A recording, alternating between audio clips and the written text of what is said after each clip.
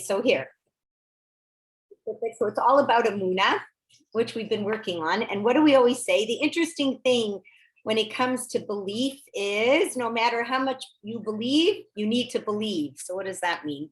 No matter how much you believe, you need to believe. So what does it really mean? It means like in life, like you think you've gotten there, like, okay, I believe, you know, Hashem's great, he's wonderful, things are great, blah, blah, blah. And then something happens and you need to plug in even more and you need to believe even more. So obviously Hashem is doing this on purpose, all right? So there's something going on here that no matter how much Emunah we have, it always seems like he ups the ante and we have to get more Emunah and work harder. So what is that about? Why can't he just say, okay, you picked up, 10-pound weights, good enough, dayenu, I'm happy, you did a great job, see you later, sayonara. So why does Hashem say, nope, no matter how much you pick up, you're going to have to pick up more? Why? Any ideas? Thank you, sweetie. Any ideas out there? Yes, no, maybe? Because it's never enough. You need to do more and more. Okay, perfect. You have a life. And what is life? What is chayim? Chayim means potential. That's all that life is.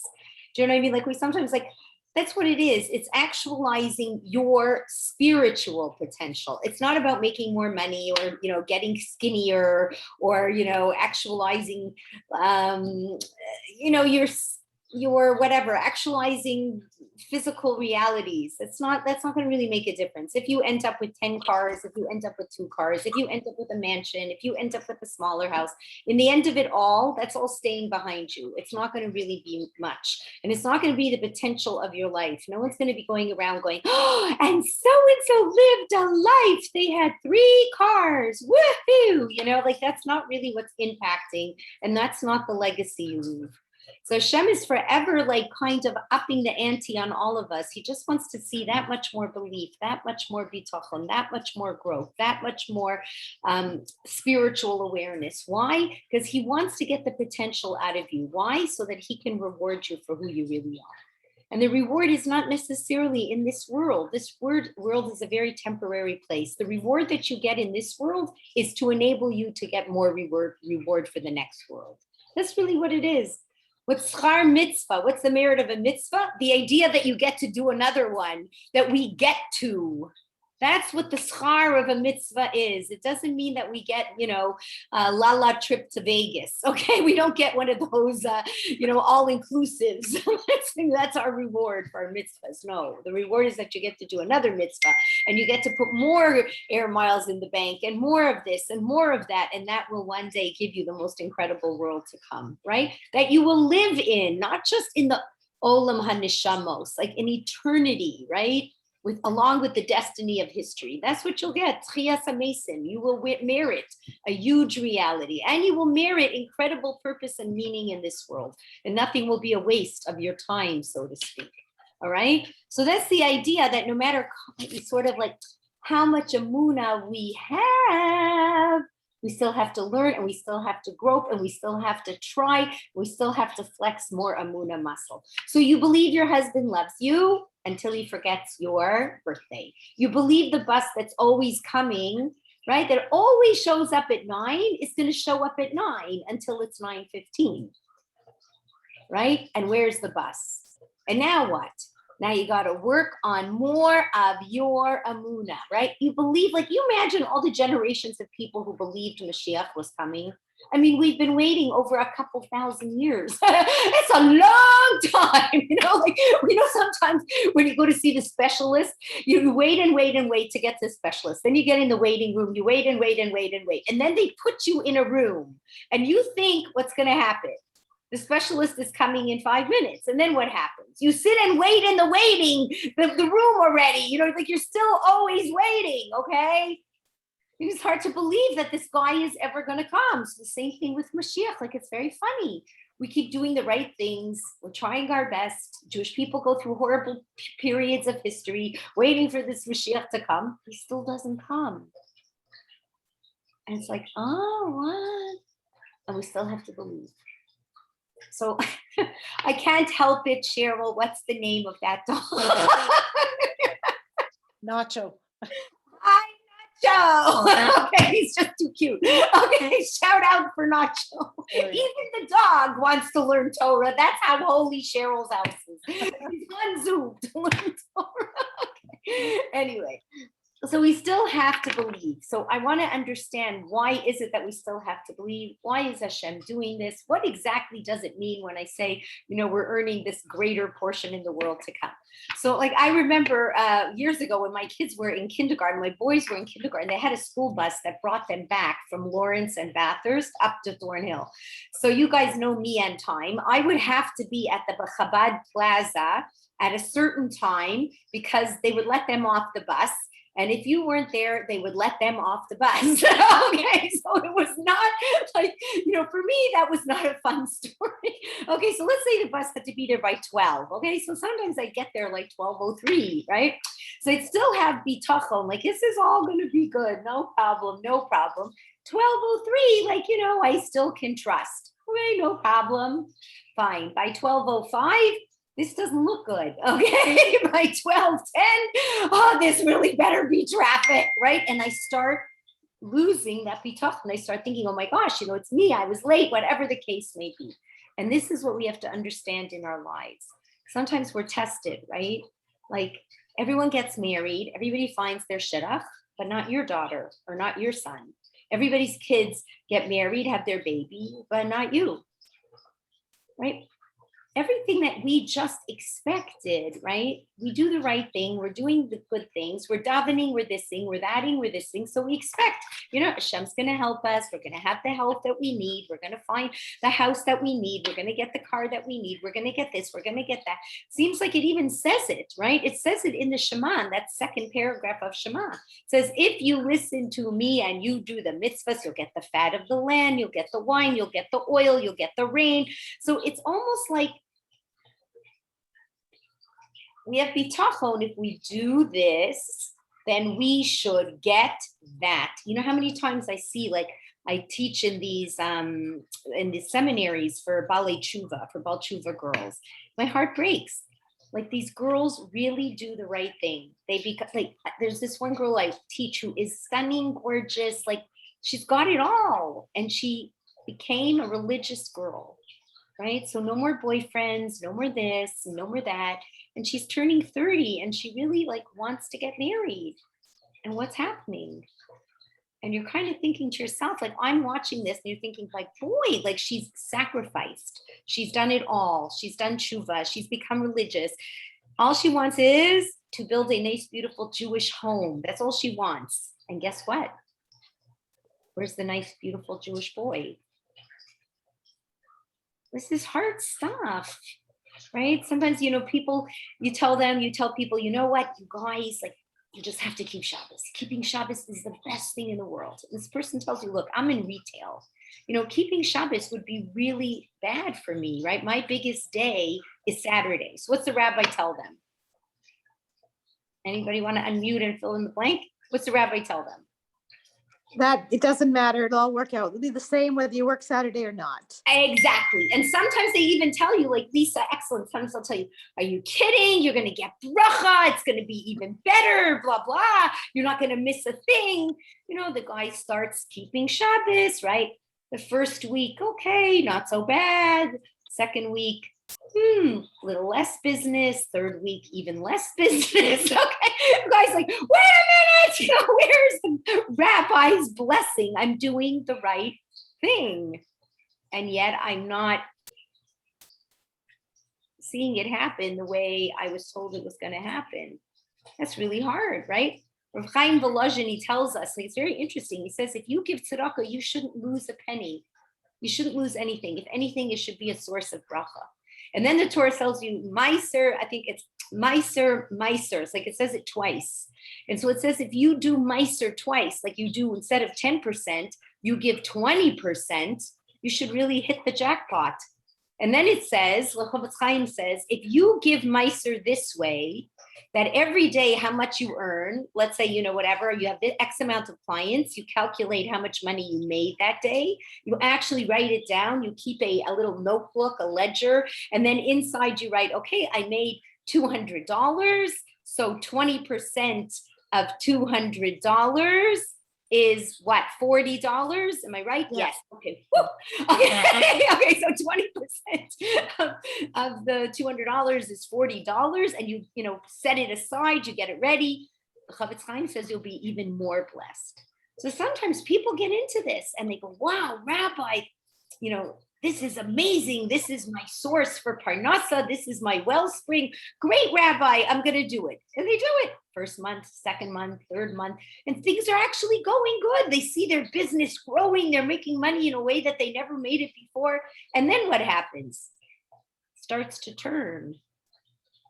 And after 6 months, they don't make so much money anymore. And yet they're like, "Wait a minute. You told me if I do this, you told me if I keep Taras HaMishpacha." That's why I'm always really careful with this. Some people tell people, you keep Taras HaMishpacha, you're going to have a baby. You have to be really careful.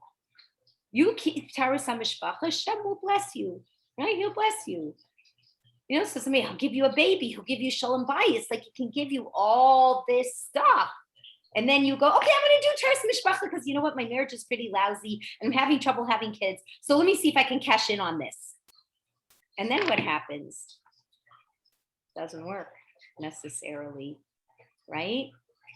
This is tough. Like, how do we keep up our emunah when these things happen? And they do. Like sometimes people make that joke. My son always was the one who taught me that joke. No good deed goes unpunished, right? Here you go out of your way, you do someone a mitzvah, you do the right thing, and then everything backfires on you, right? "Okay, I'm going to take the carpool. That's me. I'll do it." What happens? Big snowstorm and flat tire. Okay, you're like, "This is what I get for doing the carpool. This is what I get for doing these mitzvahs." It looks like everything is going the wrong way. So we're going to look in the Torah because that's how it works. Remember, I love what Rebbetzin Younger said, blessed memory said. She goes, you go back to the very first time where someone had incredible self-sacrifice, and you would think for that incredible self-sacrifice, they would have the most incredible reward. And it turns completely on the other way. So who's the first person who had the most incredible self-sacrifice? Is Avram Avinu. Which was his incredible self-sacrifice? What was the greatest sacrifice he did? Chesed. Okay, he did chesed. Say that again? He left home. Chesed. He left home, but even bigger. We count on it every Yom Kippur. We count on it every Rosh Hashanah. We bring it up. Oh. Yes. His son. Say that His again. son for Yes. Whoever amazing. said that, pat yourself on the back. You're right, that he did the Akedas Yitzchak, right? That he was willing. I mean, you have to understand how embarrassing that was. It was the antithesis of anything he ever believed. He ran around the world saying, how could you believe in idol worship where they ask you to sacrifice your own children? Only the cruelest of gods would do that. Why would God create a world where you would sacrifice your own children? That doesn't make any sense. That was his premise to reach people. And now Hashem says to him, hello, the only son that I gave you, that I promised you the Jewish people would come from this and that you would be an eternal nation. Guess what? I want you to sacrifice him, right? And Eliezer and Yishmael go with, and this is going to be on the front lines. CNN is going to report this everywhere, right? It'll be on every paper, Fox News, you got it. This is going to go all through the Middle East. This isn't going to be a simple little story. This is going to be a huge embarrassment, right? Avram's thinking Hashem, what? Why are you doing this? Bad enough for me, but for you, I just went around and told everybody how amazing you are. Does he open his mouth to Hashem? No. Where does it say? Shem goes, Abraham, and he says the famous, Here I am. Here I am. No problem. Okay, so now you're going to go through the most trying, terrible. This is an incredible test. And he wakes up in the morning and he does it with enthusiasm and alacrity. He goes quickly. He's not even no, let me stretch the time out and give my son more time to live. No, whatever Hashem says, that's what I'm going to do. And he goes and he almost, Baruch Hashem says, no, this was just to sacrifice your will to me. For you to believe that sometimes things will be so dark, will not make any sense, but just trust me that it'll turn out right. That's what this whole test was about. And you passed it. So after he passes it, what do you think should happen? Honestly, you think he should run down the mountain and a parade should come out. He should go home and tell his lifelong partner who helped him build to this point, Sarah Imenu, right? And say, guess what, Sarah? You won't believe it. Look what happened. So Rabbeinu Yonah tells us that that wasn't his hardest test. You know what his hardest test was? To come home and instead of have a big parade, he has the funeral of his wife who dies on that day, right after the Akedah. That's a big test. That's the same idea. So what's this all about? What is this all about? Why is Hashem doing that? Why is Hashem saying, I promise you, if you keep Shabbos, you're going to get lots of money. And then he lets you get a lot of money. And then he pulls the plug and you're suddenly going, oh my gosh, what's wrong with my business? Right? Why does Hashem say, if you do Taras HaMishpacha, you'll get a baby and you'll get Shalom Bayis. And then you don't. What's Hashem trying to do? Like I'm asking you guys, what was Hashem trying to do with Abraham? Showing like, you're so great, Abraham. You're amazing. You passed this test. And now, let me see if you could pass more. Why? So it goes back to what we were saying before. When you keep Shabbos just so you could win the prize, when you do Taras HaMishpacha so you could win a prize, then does that mean you have bitachon in Hashem? No. What do you have bitachon? Jody's so smart. What do you have bitachon in? You have bitachon in the idea that you will have this beauty, this you have bitachon in life. You have right. You have bitachon, right? That you'll get the prize, but it doesn't necessarily mean, right? That's what you mean, right? Oh, you will. Yeah. You've frozen right now. Yeah, I know. I saw that. So you'll have bitachon that you get the prize, but it doesn't mean you have bitachon in Hashem. It's not that you're caring to grow as a person. It's not that you're caring to become a better, person, add in mitzvahs, put in the angels into the world. You're looking for the prize. So what happens? The question. Right. Yes. Yeah. So 1 second for a minute, Lisa, just before I forget my thought, and I'm definitely going to ask you, Mirza Shem, Okay. what's going on here? So listen for a second. There's a concept in the Torah, mitoch lo lishma, bo lishma. So, first when you're kind of at the beginning of the party, so sometimes Hashem has to give you little treats. Like when a child first learns Torah, they wrap him up in a talis. This is at the Upsharon, right? They put honey on all the letters. Why? To entice him, to think like, yes, this is amazing. I'm going to do this for the prize. But after that, you have to grow up. And then the relationship has to be deeper.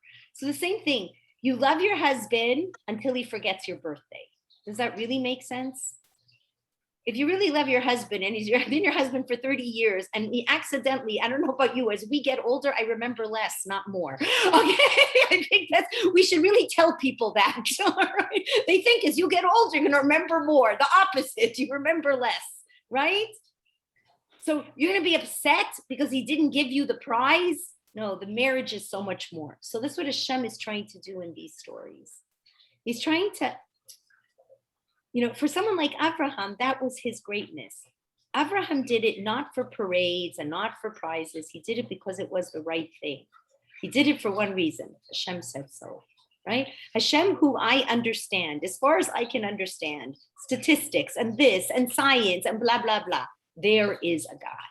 And from everything I've seen, he loves me. Are there times when it's too hard for me to understand? Yeah, because I only see a tiny, tiny, tiny keyhole view of my life. I don't know where my soul came from. I don't know where my soul's going.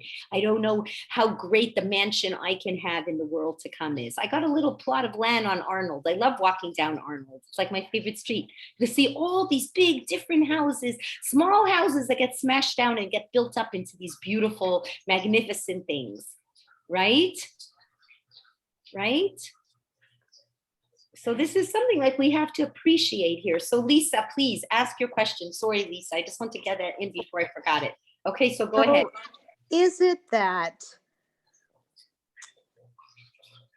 the bitachon has to be for the right reason? So in Yes. other words, you have to, or is it a constantly moving target that is just out of reach? Because when you get to you think, okay, yes, I believe, and then you get to that level, and then it moves, and then it moves again, and it moves, and it moves and moves and moves. And so which is it, or is it? I think it's both. totally I think it's both. misunderstanding? It's both. Okay. I think it's both. And it's moving. Can you ask, like, say that part, the first part was really well said. Okay, so that target is moving so that your bitachon is becoming more and more and more and more and more and more sincere. Do you know what I'm saying? Well, So no, I was actually asking if you think that you are sincere, so you're not doing it for the prize. Right. Okay.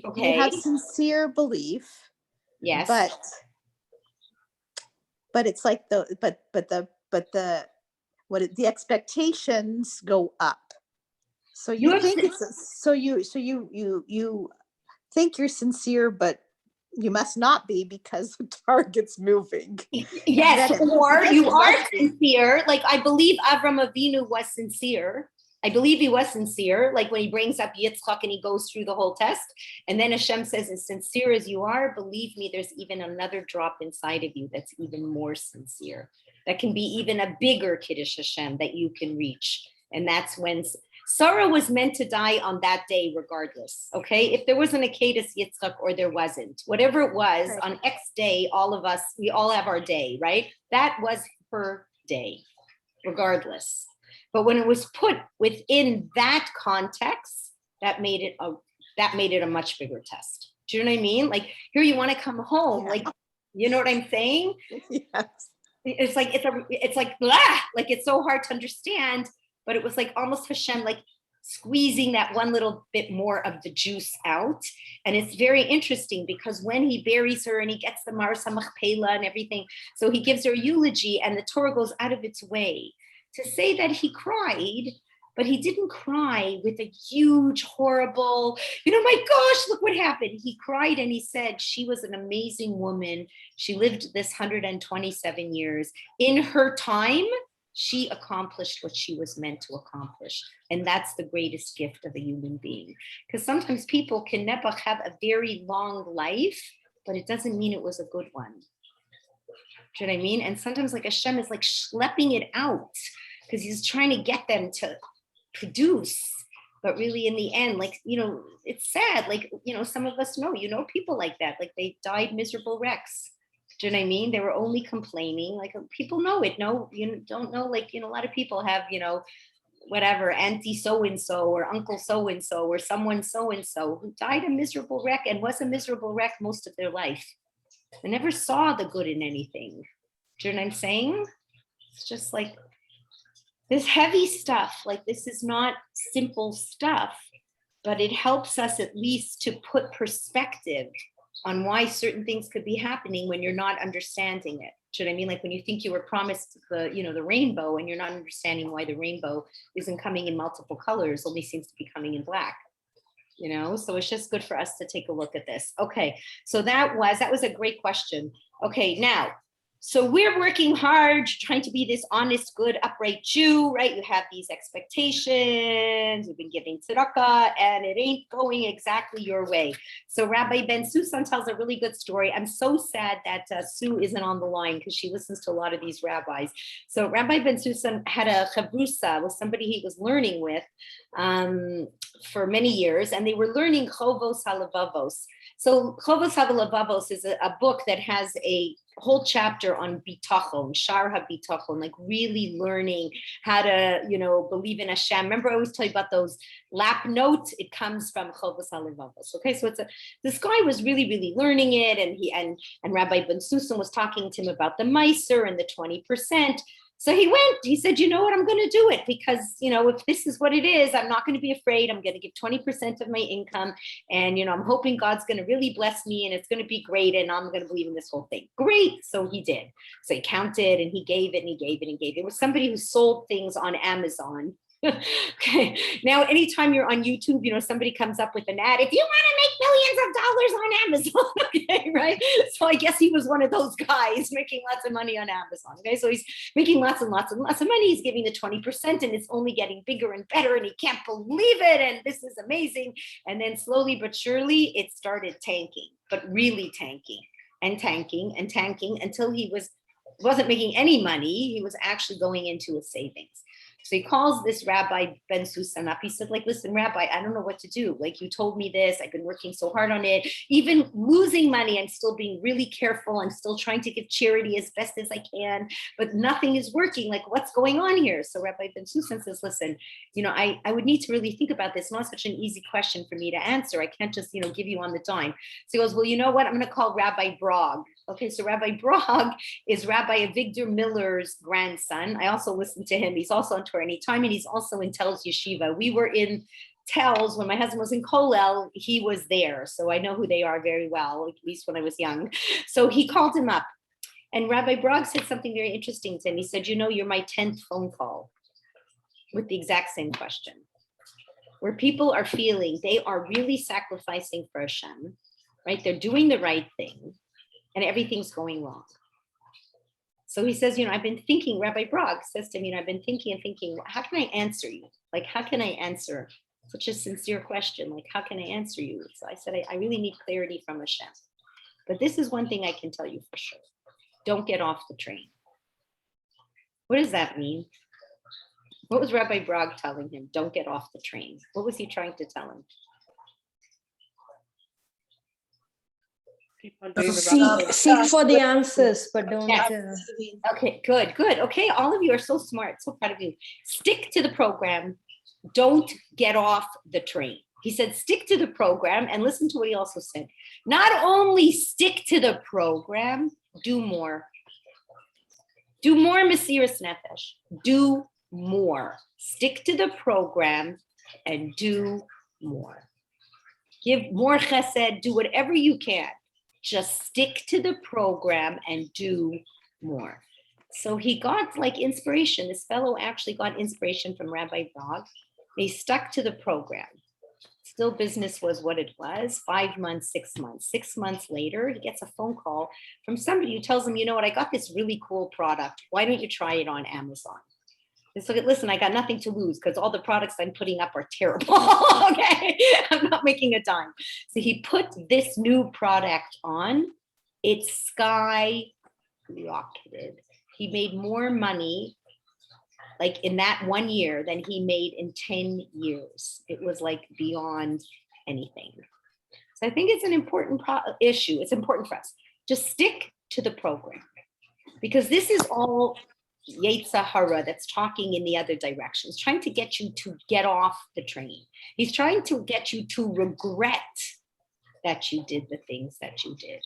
That's what he's trying to do. So I want to tell you another story, which I think is very key, okay, to this idea. And I think we got to really listen up to really get it. Okay, so this story I heard from Rabbi David Ben Susan, and I heard a lot of these ideas from him. And I think it's very important to listen carefully. So the story was he had a good friend who was a principal of a seminary in Israel. Okay, so there's all these different girls' schools. A lot of us have girls, daughters who went to those schools, right? Janet and Nicole went to a seminary in Israel, right? We know what we're okay. So it's a beautiful place. They learn a lot of Torah. And this seminary happened to be, in particular, there are different kinds, and some are for these really serious girls. The girls they really want to learn. They want to know how to learn from a safer. They really want to grow. You happen to have a serious bunch, all kinds. Ashkenazi, Sephardi, all these different girls coming from all over the world.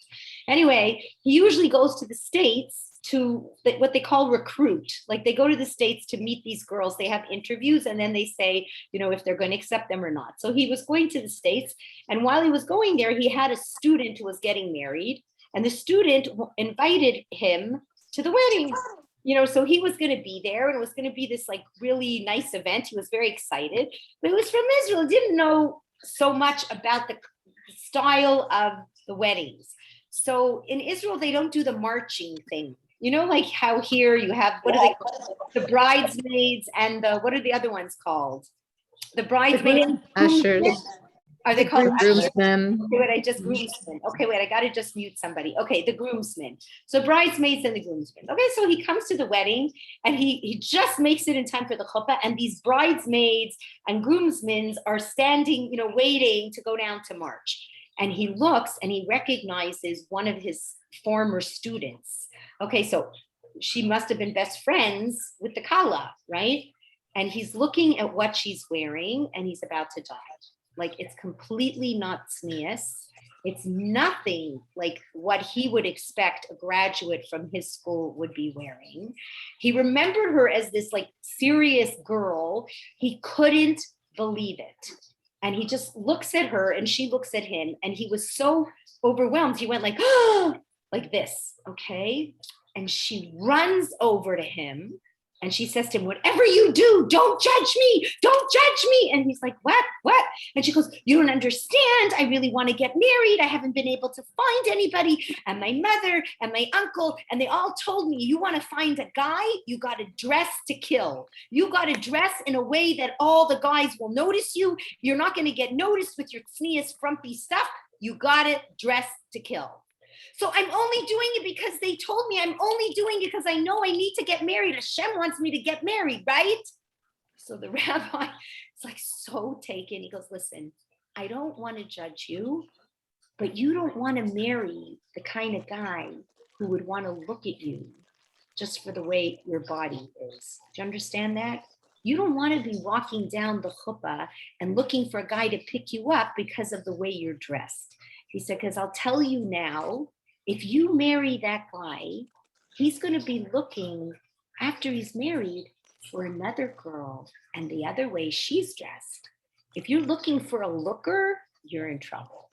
That's not the kind of guy you want. So I'm going to tell you now, I'm begging you, go home, change, get dressed like a beautiful Jewish princess should be dressed. And I promise you, in 6 months, you will find your bashert. I promise you, go home, get dressed, do what you're supposed to be that tznius bas Yisrael, and I promise you, you will find your shidduch in 6 months. Fine, she's thinking about it. She starts crying, do what you said. She runs home, lucky she lives close by, okay, gets dressed, nice and tznius, proper, poised, she looked so much different. And now she's walking down, beautiful. He's doing his recruiting. He gives his bracha under the chuppah. Everything works out fine. Okay, 6 months later, he's in Israel and he gets a phone call and it's this girl. Okay. So what's he thinking? Unmute and tell me. He's starting to say she got married. She got engaged. Aha, Liora is so smart. Okay, so he's thinking, oh yes, woohoo, it worked. Okay, she's calling to tell me she's getting married. He picks up the phone. Hello. She goes, hello, Rabbi so-and-so. It's so-and-so. You remember me from the wedding? Of course I remember you from the wedding. I am expecting good news. So she goes, here's the news. I did everything you said. I dressed tznius from that day on. I waited every day for that special someone. I just want to let you know that I didn't get one date in 6 months. And when I was dressed on tznius, at least I got a date.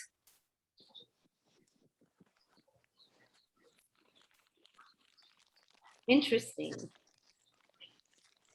So then he said, I just want to ask you one thing. I don't want you to be upset with me. I don't want you to be angry. I just want you to understand something. When you did what you did for these 6 months, what was your thought every day? Was it, I'm doing this so I can find a guy, I'm doing this so I can find a guy, I'm doing this so I can find a guy? Or was it, I'm doing this because this is the right thing to do? I'm doing this because Hashem, I know what a Bas Yisrael is, and I want a guy who would want a Bas Yisrael. I know what it means to be tznius. I value what that means. I understand what it is to be the Jewish princess. I get it, and I want to do this for you, Hashem. Or was it, I'm doing this because I want to get the guy. I'm doing this because I want to get a guy. So she felt really bad, and she said, Rabbi, honestly, it was I'm doing this because I want to get a guy. I'm doing this because I want to get a guy. So he said, give me one more month. Give me one more month and change your intention. Change your intention. I'm doing this because this is the right thing. I'm doing this because this is a mitzvah. I'm doing this because you want me to do this, Hashem. I'm doing this because this will give good into the world. That's why I'm doing this. And he said, and I'm telling you that in Mirz Hashem, you'll call me back in 1 month. So what do you think happened? She called him back in 1 month. Okay. So Baruch Hashem. Okay. But sometimes it doesn't go like that. I agree. I was waiting for you, Leora. I was waiting. Not just for Leora, for someone to say that. Okay, so what's the answer to that one? The answer is, so what? That's what my father taught me in the end, right? Before my father died, he thought for sure he would see. I tell this story all the time, and it's important for everyone to hear it 100 times, and I'm saying it to myself. He thought he would see Mashiach, okay? Here was a person, he lost a wife and 2 kids in the war. After the war, they were penniless. He had a very hard life. This is not a person who had an easy life, not at all, okay? All he wanted was to see Mashiach. He felt he earned it. Do you think he earned it? I think if you went to Auschwitz and Buchenwald and you were in the Varsha ghetto and you had all your children wiped out and your, every single person, there was no senators left on the planet except one, right? So there was only one. Like everywhere I went, people would ask me, what's my last name? I'd say senator. They'd always go, I never heard of that name. What kind of name is that? Right? Because who heard of that name? Everybody was killed. He had a grandfather who had 13 children. So it was a big family. Okay, so here he is dying in the hospital, talking to Hashem, and I'm watching him. And he looks up at Hashem and he says, Hashem, one thing I thought, right, is that I would merit to see Mashiach. And then he said, but if I didn't, it's ochit git. But if I didn't, it's also good. Right? So that is eternity. So you're right. Sometimes you won't. Sometimes you won't. I guess Hashem just wants more. Or you're a different neshama. You're a halik neshama. You're a super duper holy neshama. And it's not fun to sometimes be the super duper holy neshama, right? If you look at it from this world, it looks like that's the pits. Right? But if you can come to that depth of an understanding, it's the greatest reality on earth. Right? Every one of us has an end. The only thing you have in your hands is your attitude to that end.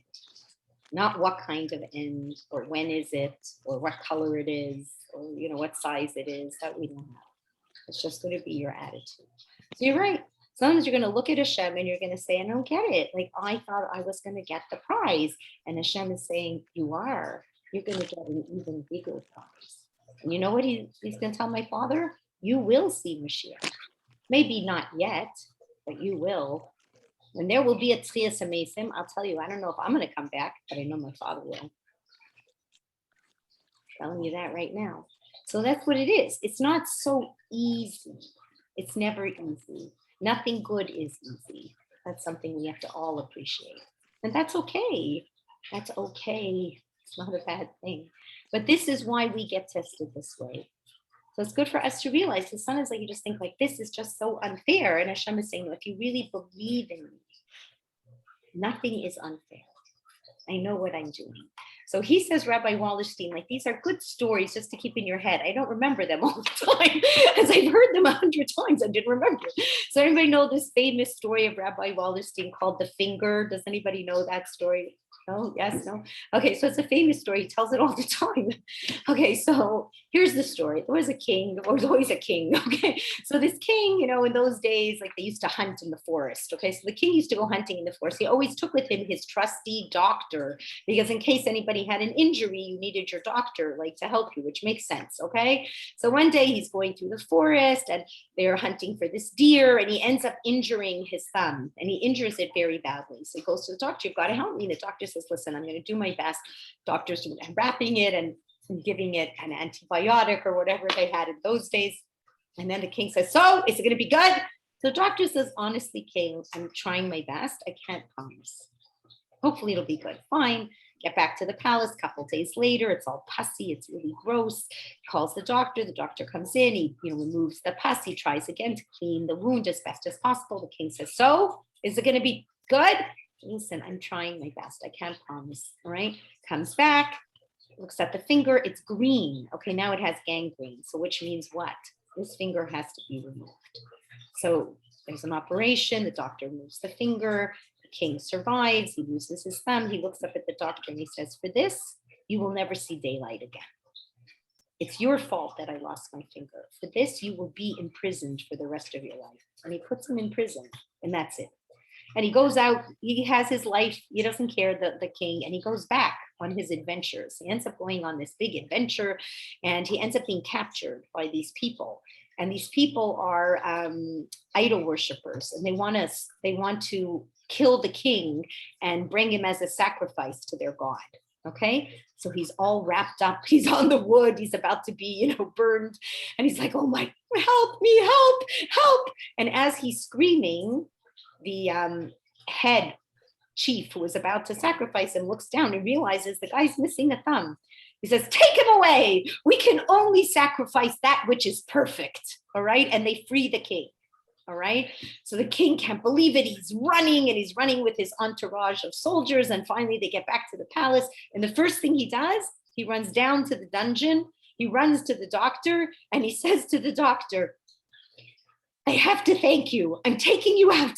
If it wasn't for you, I wouldn't be here today. I would have been killed by this group of maniacs. You saved my life by taking off my thumb. So then the doctor says to him, King, it may be that you saved my life by putting me in prison, because maybe if I would have been there with you and I would have a thumb, they would have picked me and said I would be the perfect sacrifice. It's a good story, because what's the story trying to teach you? No matter what, we don't see the big picture. It's almost impossible, and it's very hard for me. I find giving this class one of the hardest classes of all the classes I give, because this class is a madrega. What does that mean? It's a level. This is a real level. This isn't a joke. It's much easier to just give easier stuff and go, Hashem is good, everything's good, the world is good, it's all great, we're gonna have all the lollipops and candies we want. But I don't see it that way. So the question is, what's the attitude? So I have seen a lot of people, and I think all of us have, those without God are miserable wrecks. I don't care what anybody tells me. They are complete miserable wrecks. There is no purpose. Everything is random. It's all an accident. And some people get the lightning and some people get the prize. And that's the way they look at life. And to me, there's nothing sadder. So here, like Hashem is saying, no. There's something really big out there. Hold on tight. You've seen me a million times. Don't let go. No matter what's going on, right? Don't get off the train. Stay on the train, push to the next stop. And I'm going to tell you, you will see it will come to an end, a blessed end. And that's what we have to hold on. So when things are going all crazy cuckoo, you don't know why you're losing your thumb, chas v'shalom, and you don't know why you're stuck in the dungeon. But in the end, it could be the best thing that ever happened. So I'm going to tell you one more story that Rabbi Wallerstein said that I also thought was very beautiful. And he chapped it. That's what I think that was so good about it, was that he was able to really get the idea behind it.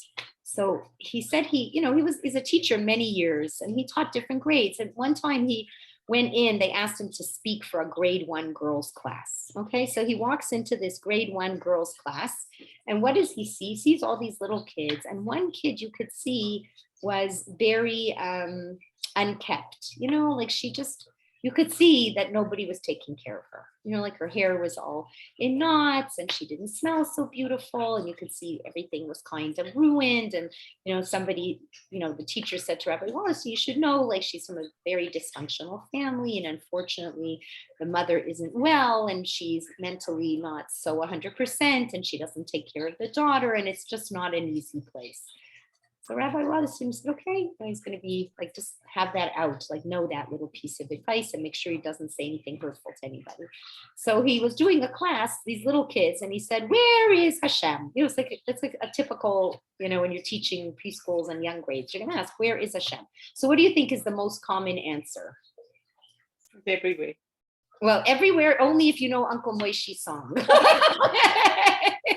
I'm going to be honest. If it wasn't for Uncle Moishi, nobody would say everywhere. What do usually people say? Even when you ask an adult, you ask a adult. It's up in heaven. Yes, perfect. Sandy and Amita, perfect. People will say, where's Hashem? We always go like this, the big guy up there, like that's how we always say it. So he said, like, in the class, there's 22 kids, 21 girls said up there. And this one girl, who was the one who, was the unkept and looked like it was from the most broken of realities, she said, in here. And she pointed inside of herself, and she said, in here.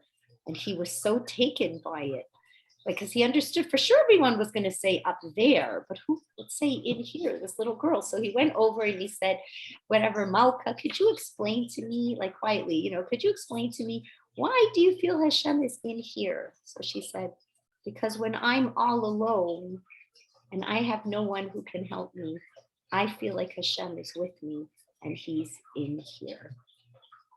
And that was like a very beautiful idea. So he said, Rabbi Wallerstein, when everything's going great, Hashem's up there. Like, it's all cool, it's all good. Hashem's up there. He's doing what he's doing, and I'm getting what I want, and I got it all, right? But when you feel alone and you feel a little bit sabrachan, that's when Hashem is in here.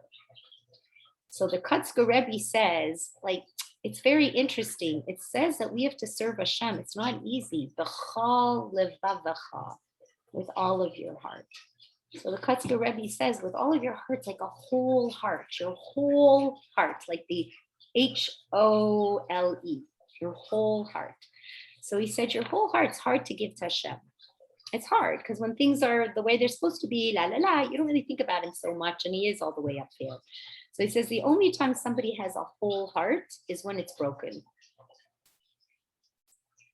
He said a broken heart, that's a whole heart. That's the whole heart that can go to Hashem. And I think that that's a very beautiful idea. So sometimes, like, things aren't the way we want them to be. And sometimes it's like, seems not that what we were looking for. It wasn't what we expected. That's when belief is the hardest. I think belief is the hardest when you don't get what you expected, right? Do I believe in my husband that he loves me when he didn't remember my birthday? Like, I expected him to remember my birthday, right?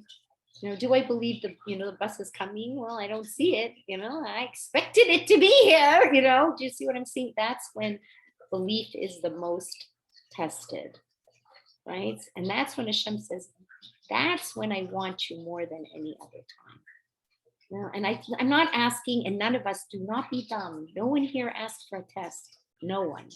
No one ever asked for a test, ever. Okay? You wanted to show Hashem, I love you, give you my whole heart when things are even good. Okay? I don't want to be tested. No, thank you, right? But if we're in a matzav that seems contradictory to what we really expected, then realize it's still coming from Hashem who loves you, who just wants to reward you that much more. who just wants to show you the incredible potential that you have. So when Abraham passed those tests, he set the Jewish people forever. Do you know what I mean? The same like Esther, when you go through the story of Purim, she didn't get what she expected. Not at all. She really didn't. Right? But she became Esther Hamalka forever. Even when Mashiach comes, she will still be Esther Hamalka. Purim will be one of the, like they say Hanukkah sometimes too, some Reformers say Hanukkah, but mostly all rabbis agree. The only holiday that will be here forever is Purim. It's just an interesting idea. So it's not simple. I'm not saying any of this stuff is simple, but what feels good is that it's all purposeful and that we can tap into that purpose and that we can make it happen and we could actualize it. And it doesn't have to actualize in that we made $1 million on Amazon. That doesn't mean we're going to, you know what I'm saying? It doesn't have to necessarily actualize that way, even though it would be nice if it did. And Hashem many times will make it happen. And many times people will wait for a shidduch for many years and then they will get the shidduch. You know what I mean? Like it's not, right? But that it wasn't the end, that part wasn't the end game. The end game was that we stuck it out till the end. You see what I mean? That's the real end game. So I think it's like there's a lot of beauty in here. So if you want, you know what, I ended a little early. So let's just say it to Tehillim anyway, because every time I'm listening to the news, I'm just shutting it off. That's what I decided. Remember, it's like we're just going to do the Torah, Avoda, and I'm not doing anything more, right? So let's say this Esa Einai El HaHarim. I mean, no, yeah, Shir Lamalos, right? Okay, Sandy, you want to do it? You do it, Sandy. And I want to do it for everybody out there, for all the Yeshuas, for all the strength that everybody needs, for all the Emunah, all the Bitachon, for us to really just say, you know what, Hashem, we love you. We're doing this one for you. Okay, we trust you. And we know you're guiding us in the right way. That's it. Okay. All right, so I'm going to stop. Let me just stop recording because I always feel, okay, how do you do that again? Here, stop recording.